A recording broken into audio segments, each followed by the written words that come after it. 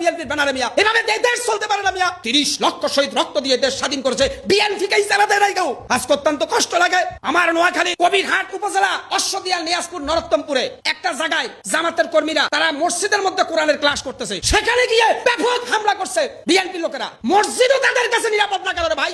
জামাত ইসলামের একটা মহিলা কর্মীদের একটা কোরআনের ক্লাস তালিম হচ্ছে, সেখানে স্বেচ্ছাসেবক দলের নেতা আয়েশা, একজন সম্মানিত মহিলা কর্মী জামাত ইসলামের, তাকে প্রশ্ন করছে যে কার অনুমতি নিয়ে আপনারা এখানে দিনের প্রচার কাজে আসছেন বা কোরআনের তালিম করতে আসছেন? তখন ওই সম্মানিত মহিলা উত্তর দিলেন যে ভাই, কোরআনের তালিম দিব মানুষকে, সেখানে কার অনুমতি লাগবে? ফট করে ওই স্বেচ্ছাসেবক দলের নেতা ওই মহিলাকে এমন ভাবে হেনস্থা করলেন, গোটা নারী জাতি আজ লজ্জিত। সেই ওই মহিলাকে প্রশ্ন করছে স্বেচ্ছাসেবক দলের নেতা যে আপনি বোরকা পড়ছেন, হিজাব পড়ছেন, আপনার চোখ খোলা কেন? আরে ভাই, ইসলামে তো চোখ খোলা জায়েজ আছে, কিন্তু স্বেচ্ছাসেবক দলের এই মাথা মোটা মূর্খর বাচ্চা জিজ্ঞাসা করতেছে জামাতের মহিলা কর্মীকে কেন চোখ খোলা রাখছে? ইসলামের বিধান স্বেচ্ছাসেবক দলের কাছ থেকে শিখতে হবে বাংলার মুসলমান। কি অত্যন্ত হাস্যকর। আমি এজন্য বলছি, এখন মসজিদের ভিতরে কোরআনের ক্লাস করবে, মানুষকে কোরআনের কথা বলবে, সেটাকে বিএনপির কাছ থেকে অনুমতি নিতে হবে?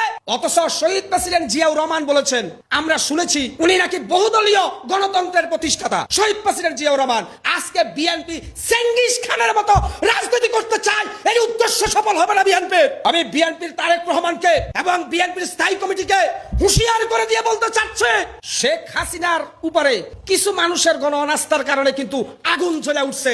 বিএনপির বিরুদ্ধে বাংলার জনগণ এমন ভাবে আন্দোলন শুরু করবে, বিএনপির নেতা কর্মীরা আপনারা আওয়ামী লীগের সাথে ভয়ানক পরিণতি বরণ করবেন।